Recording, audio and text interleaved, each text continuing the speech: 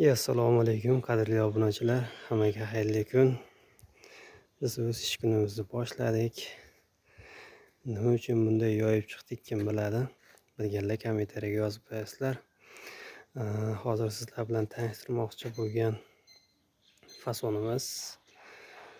Xo'p, qora shopga oq kelinkerimiz hamda sokilga mana bunday Versace yarashadimi yoki mana bunday Versace? O'z fikringizni kommentariyada qoldiring. Sizning fikringiz biz uchun juda ham muhim.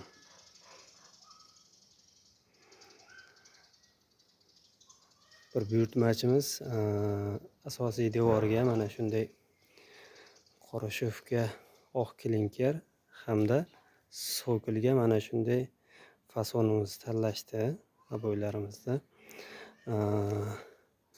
Keyin chetlariga oq shofga qora g'isht plastrlariga, ya'ni o'sha fasonni tanlashdi.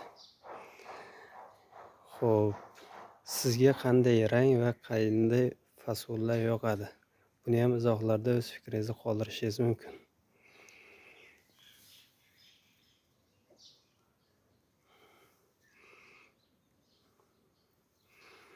Bu ham bir o'zgacha o'lib turibdi-da o'zi ham. Bu devorga shunday yopishsa qonaydi.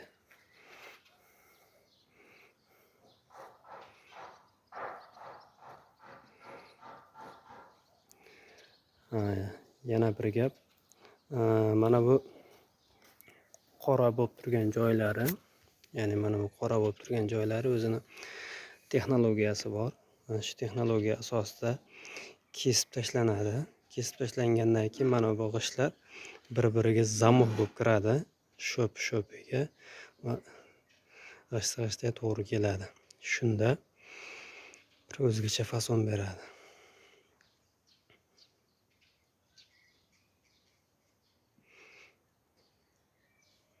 Bay bay bay bay.